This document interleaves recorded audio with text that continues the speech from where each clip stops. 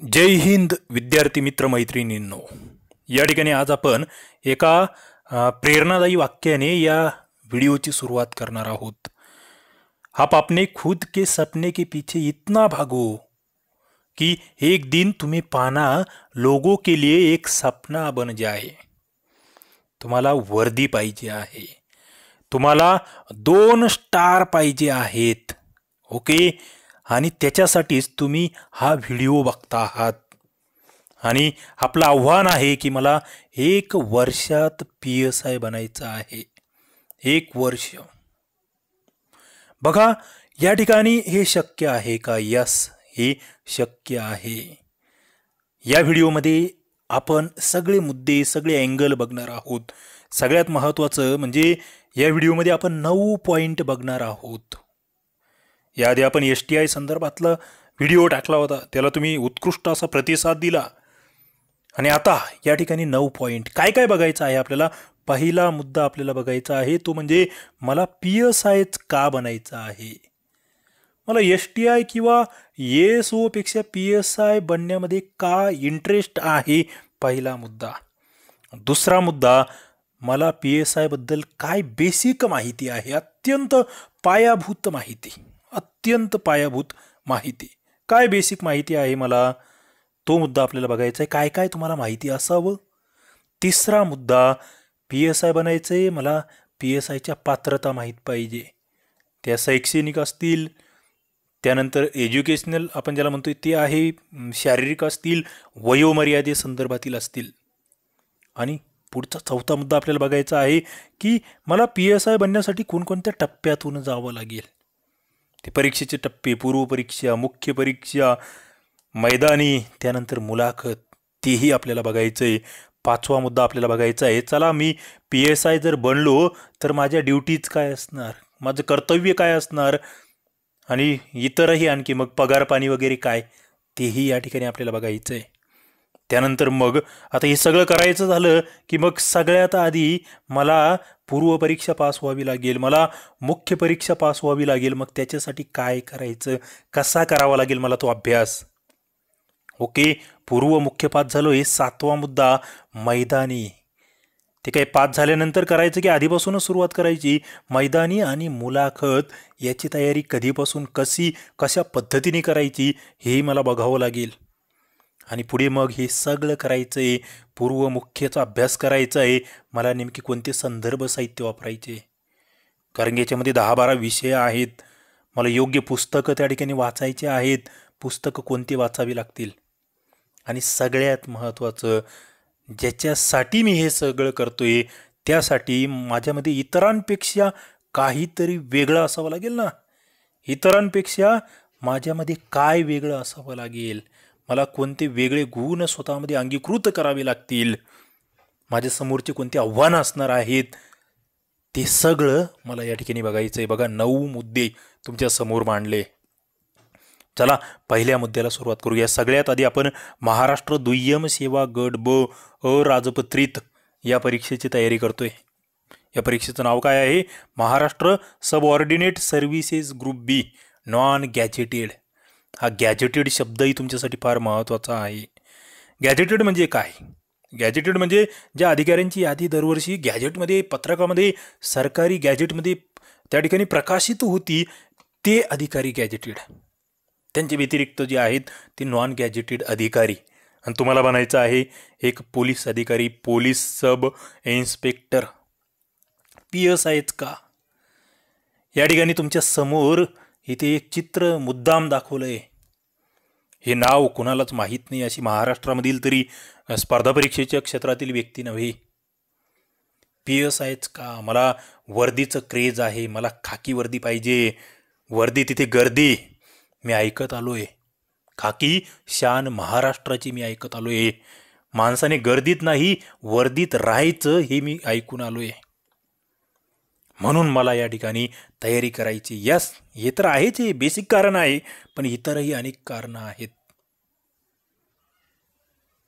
कारण की या ठिकाणी मान सन्मान आहे, या ठिकाणी बऱ्याच बाबी आहेत, त्यावर आपण चर्चा करणार आहोत. आता पुढचा मुद्दा येतो तो म्हणजे बेसिक काही बाबी ज्या माहीत असल्या पाहिजे. बेसिक माहिती म्हणतोय. आता इथे दोन बाबी तर सरळ आहे. 2 टप्पे सुरुवातीचे 100 गुणाचा पूर्वपरीक्षेचा पेपर जो संयुक्त आहे PSI STI SO, आणि दुसरा मुख्य परीक्षेचा पेपर 400 गुणांचा. त्याच्यामधला पेपर 1 संयुक्त आहे आणि पेपर 2 हा स्वतंत्र असणार आहे. तो सिलेबसही आपण बघणार आहोत. पूर्व मुख्य त्या बाबी आपल्याला या ठिकाणी बघायच्या आहेत, कारण की सगळं तुम्हाला करायचं आहे. तुमचं टार्गेट असलं पाहिजे, मला या ठिकाणी जायचं आहे. कुठे? इथे जायचं आहे. महाराष्ट्र पोलीस अकॅडमी नाशिक या ठिकाणी तुमचं ट्रेनिंग होणार आहात, तुमचं प्रशिक्षण या ठिकाणी होणार आहे. इथे तुम्हाला जायचं आहे. मग माझ्याकडे या ठिकाणी जाण्यासाठी काय बेसिक पात्रता असल्या पाहिजेत? काय पात्रता हा मुद्दा फार महत्त्वाचा आहे, कारण मी पात्र असेल तरच हे सगळं करू शकतो. सगळ्यात महत्त्वाचं शैक्षणिक बाबतीत माझ्याकडे काय असलं पाहिजे? माझी पदवी त्या ठिकाणी पूर्ण असली पाहिजे. काही जण 3rd इयरला असतील, शेवटच्या वर्षाला असतील, ते फॉर्म भरू शकतात पूर्व परीक्षेचा.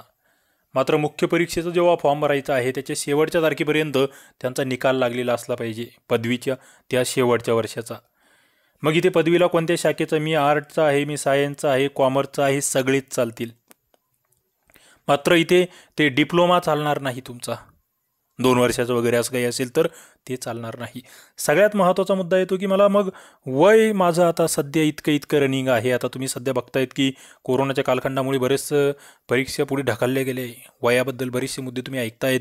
मग किती वय आहे? कमीत कमी 19 वर्षे वय हे या ठिकाणी लक्षात राहू द्या. ओके. मग मॅक्झिमम जर बघितलं तुम्ही ओपन, ज्याला आपण अनरिझर्व्ह म्हणतो आहे, UR, त्यांना 31 वर्षे या ठिकाणी वयोमर्यादा आहे. OBC, अनाथ हे जे आहेत, इतर मागासवर्ग आपण ज्यांना म्हणतो आहे, त्यांना 34 वर्षाची वयोमर्यादा आहे मॅक्झिमम. त्यानंतर SC असेल, ST असेल, एक्स सर्व्हिसमॅन असतील आणि खेळाडू असेल, यांना या ठिकाणी 36 वर्षाची वयोमर्यादा आहे. आणि आणखी एक वर्ग या ठिकाणी असतो दिव्यांग. त्यांना मात्र PSI या पदासाठी संधी नाही आहे, कारण की आपल्याला माहीत आहे फिजिकली दृष्टिकोनातून या ठिकाणी हे पद महत्त्वाचं असतं. ओके. वयोमर्यादा.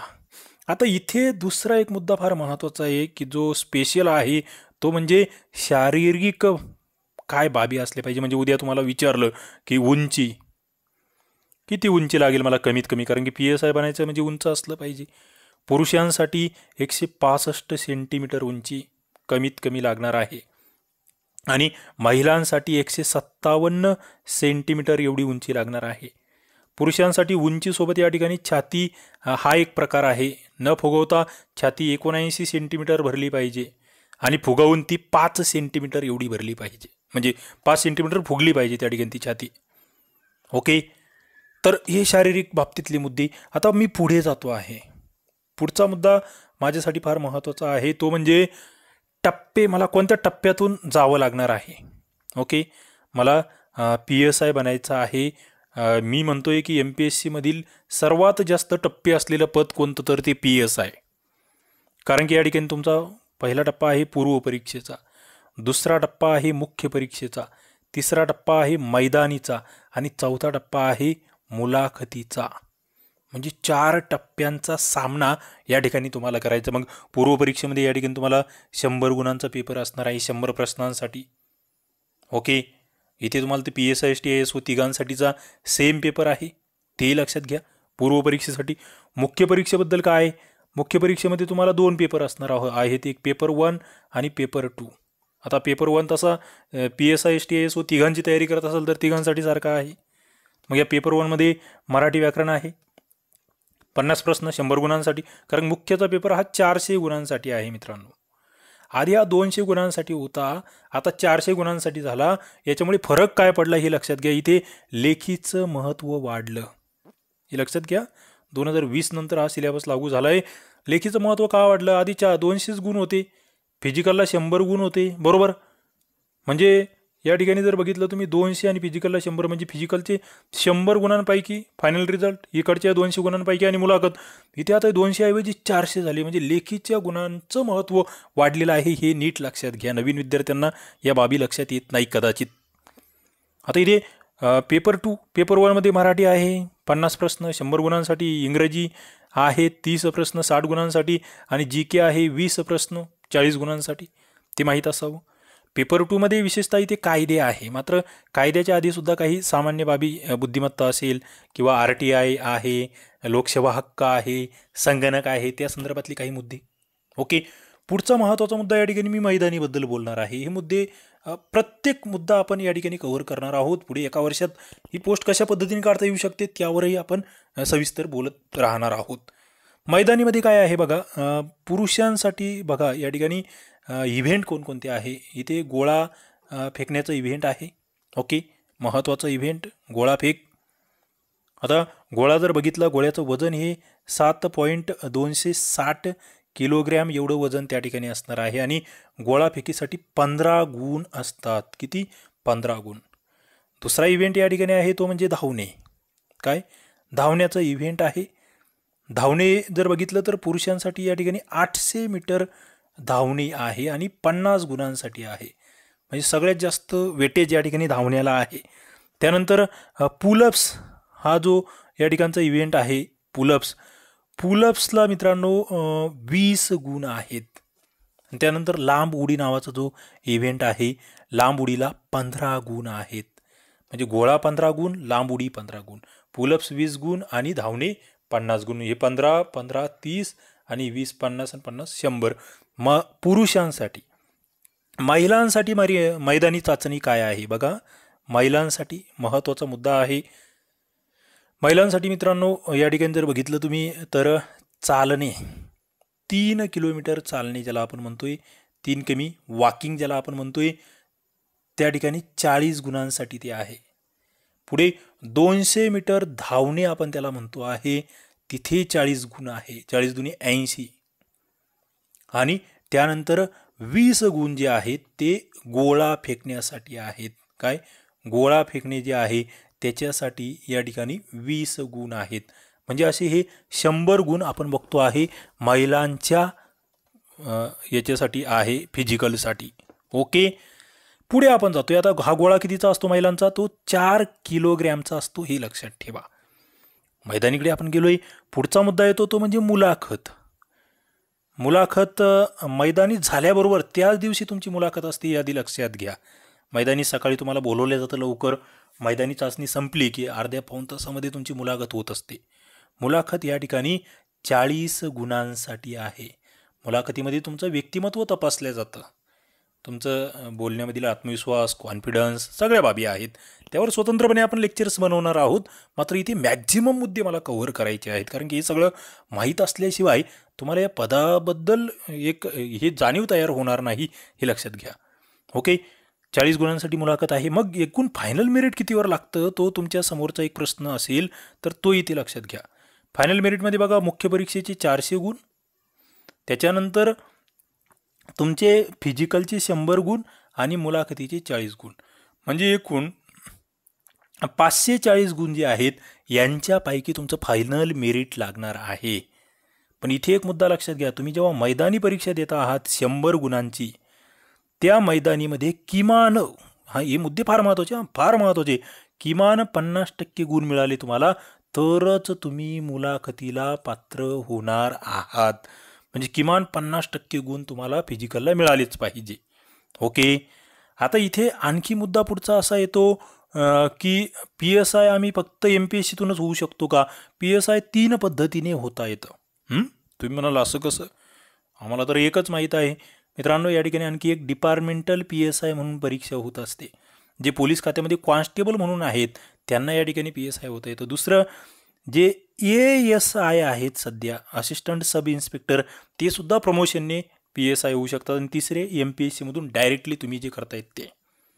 आता पुढचा मुद्दा येतो की नेमकं जे पगार वगैरे आहेत त्या संदर्भात आम्हाला सांगा. बघा, तुम्ही जेव्हा जॉईन होतात, ओके, त्यावेळेस म्हणजे इथे जॉईन होणं म्हणजे थोडक्यात काय माहिती का, प्रशिक्षणाला तुम्हाला पाठवले जातं. तुम्ही मेन्स दिली, इंटरव्ह्यू दिला, तुम्ही मेरिट लिस्टमध्ये आलात, MPSCने यादी सरकारकडे पाठवली, त्या ठिकाणी प्रशिक्षण तुमचं नाशिकला MPA या ठिकाणी, महाराष्ट्र पोलीस अकॅडमी नाशिक या ठिकाणी जवळपास 12 महिन्यांचं, अर्थात 1 वर्षाचं प्रशिक्षण तुमचं असतं. प्रशिक्षण सुरू झालं, तुमचा पगार सुरू होतो.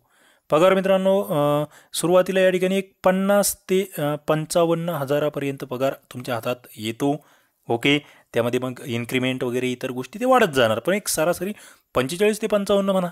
ओके, तेवढा पगार तुम्हाला सुरुवातीला भेटणार आहे. आता इथे बरेच मुद्दे असतात पुढचे, मग बदल्या होतात का, बदली संदर्भातही तुम्हाला एक काही बेसिक गोष्टी माहीत असल्या पाहिजे की बदली तुमची ज्या कार्यालयात आहे तिथून दुसऱ्या ठिकाणी 3 वर्षानंतर होत असते.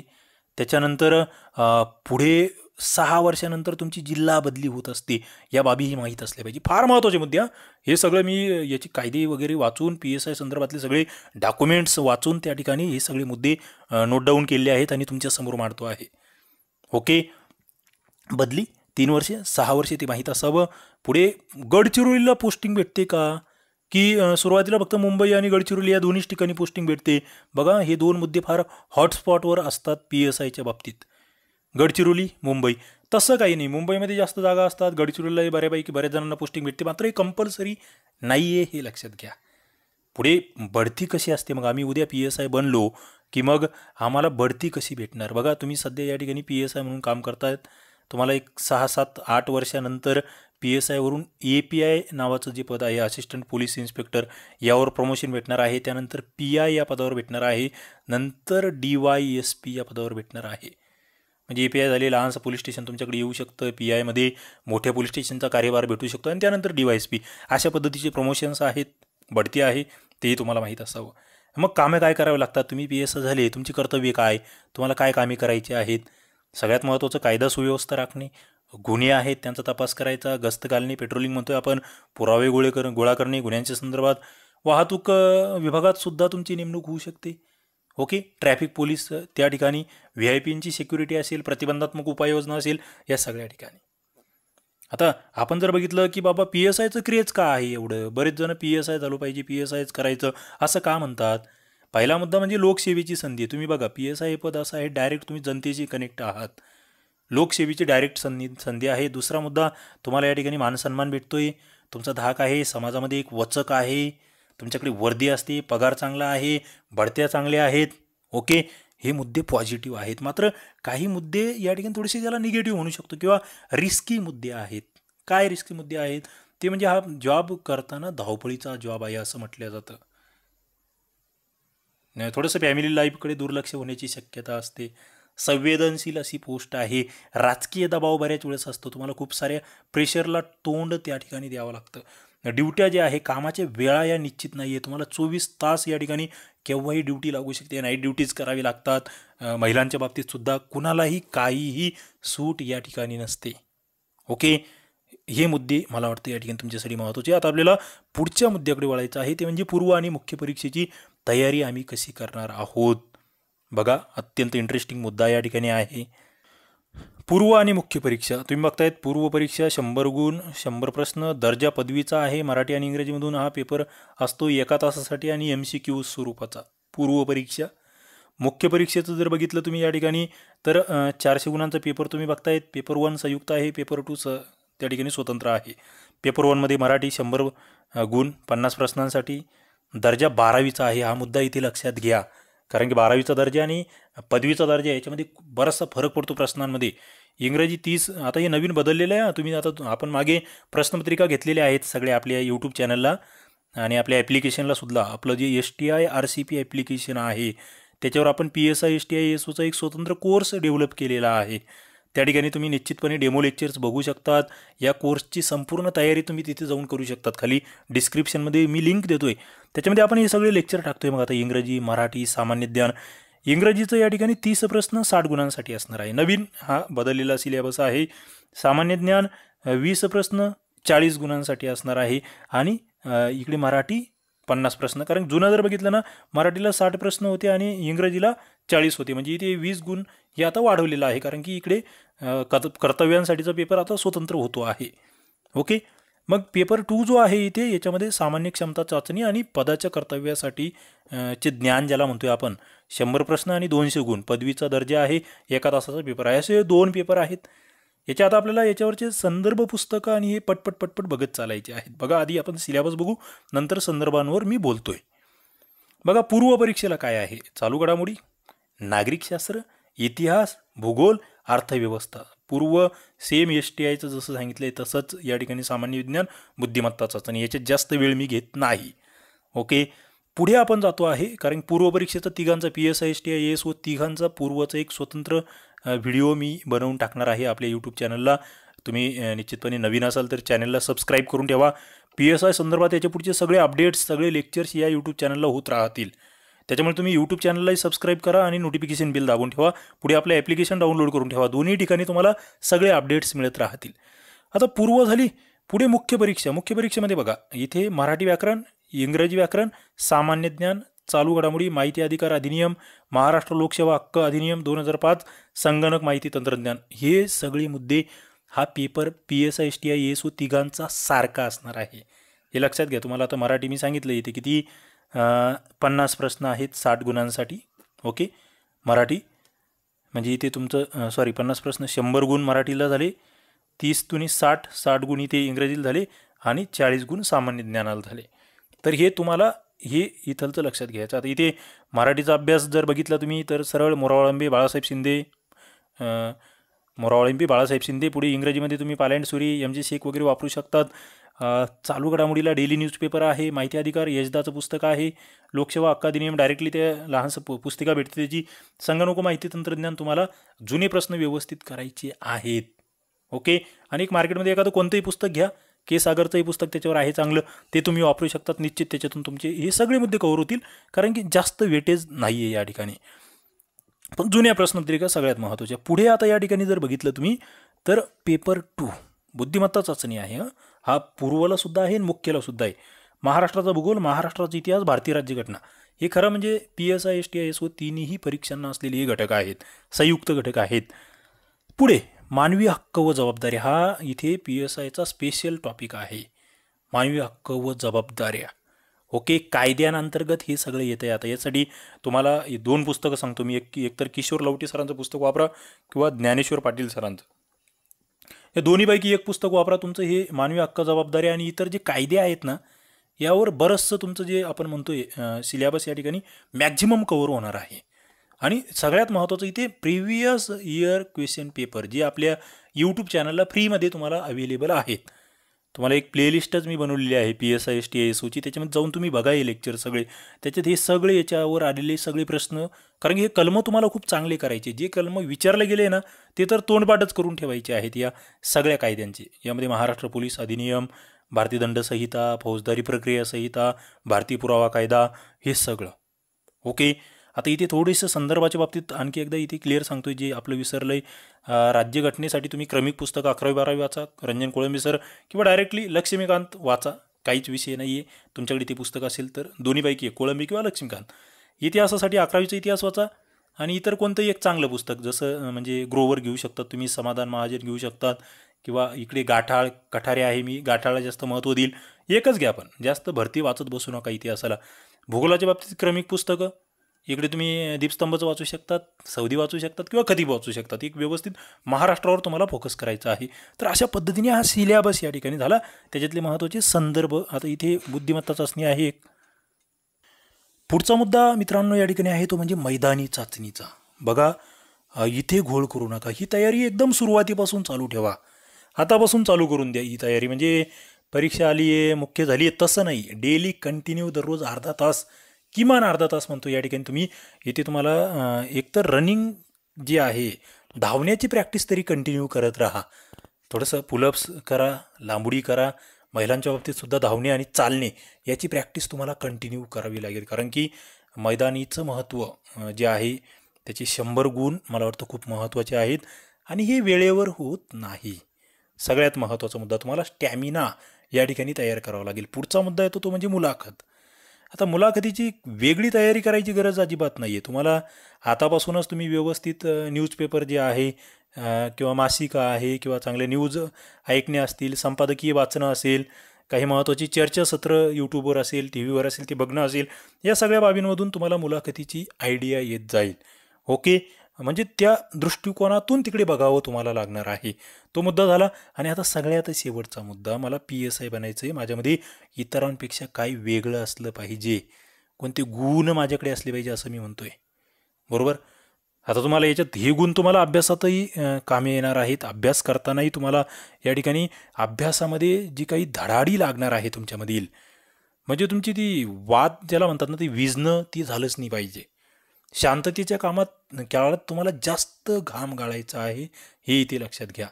कंटिन्यू तुम्ही म्हणाल किती तास अभ्यास केला पाहिजे, बरोबर? किती तास? तर मी म्हणतोय या ठिकाणी किमान 10 तास तुम्ही अभ्यास करत चला. दुसरं काही काम नसेल तर एवढं करायचाच आहे तुम्हाला, इतका अभ्यास करायचाच आहे तुम्हाला. एवढा अभ्यास अभ्यास तुम्हाला प्लॅनिंगने करायचा आहे, पुढचा मुद्दा. कारण तुमच्याकडे जर प्लॅन नसेल, तुम्ही हवेमध्ये गोळ्या मारतायत, कधी काही वाचतायत, तर तुम्ही फार चुकीच्या पद्धतीने जात आहात. तुमचं दिवसाचं नियोजन असलं पाहिजे, आठवड्याचं नियोजन असलं पाहिजे, महिन्याचं नियोजन असलं पाहिजे, 6 महिन्याचं आणि पुढचं एका वर्षभराचं नियोजन असलं पाहिजे. एक म्हणजे तुम्ही सब्जेक्ट वाईज गेलेत ना, तरी एक महिना, एका महिन्यामध्ये तुम्ही 2 विषय जे आहेत ते व्यवस्थित वाचून त्याचे रिव्हिजन कसे होतील हे तुम्हाला बघावं लागेल.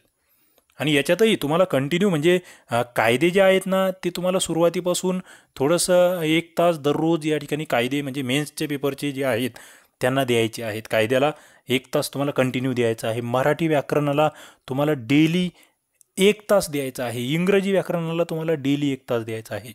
म्हणजे मेन्सचे हे जे 3 घटक आहेत ना, यांना दररोजचे 3 तास तुम्हाला द्यायचे बघा. जर तुम्हाला फायनल PSI व्हायचं असेल तर तुम्ही म्हटलं मला फक्त पूर्व काढायची आणि लोकांना सांगायचं मी PSI पूर्व पास झालो, तर मग तुम्ही एकदम चूक करता आहात. हे एकदम मोठी चूक करता आहात. कारण पूर्व आणि मुख्यला बरेचसे घटक सारखे आहेत. पूर्वला फक्त विज्ञानासारखा घटक वेगळा आहे असं माझं मत आहे. विज्ञान जर सोडलं तर इतर सगळं मुख्यला आहे तुम्हाला. ऑलरेडी इतिहास आहे मुख्यला, भूगोल आहे मुख्यला, राज्यघटना आहे मुख्यला, बुद्धिमत्ता चाचणी पूर्व मुख्यला आहे. ओके, तुम्हाला ते संगणक RTI आणि RTS जो आहे राईट टू सर्व्हिस, ते 3 घटक जे आहे RTI, RTS आणि कम्प्युटर, हे 3 घटकसुद्धा सुरुवातीलाच व्यवस्थित वाचून त्याच्या नोट्स काढून ठेवायच्या आहेत. म्हणजे मेन्स प्री होण्याच्या आधी सांगतोय. नंतर प्री जेव्हा जवळ येईल, प्रीला 1 महिना राहिलेला आहे, पूर्व परीक्षेला 1 महिना बाकी आहे, तेव्हा फक्त तो जो 1 महिना सुरुवातीचा 1 महिना आहे ना पूर्वच्या आधीचा, तेव्हा फक्त मुख्यचा अभ्यास करू नका. इतर वेळेस मग 3 ते 4 तास तुम्हाला दररोजची मुख्यला सुद्धा द्यायचे आहे. कारण की पूर्वाचं तुमचं फक्त वेगळं काय आहे हो, सामान्य विज्ञान वेगळं आहे, बस. दुसरं काहीच वेगळं नाही आहे. तुम्हाला करंट अफेअर्स पूर्व मुख्यला करायचंच आहे. सगळ्या ठिकाणी सगळं सारखं आहे. सिलेबसवर आपण एक स्वतंत्र लेक्चर याचं घेऊया, मात्र याच्यातूनही तुम्हाला बऱ्याचशा गोष्टी क्लिअर होत असतील. ओके, दुसरा मुद्दा, तुम्हाला नोट्स काढायच्याच आहेत. प्रत्येक विषयाच्या नोट्स काढून ठेवायच्या आहेत.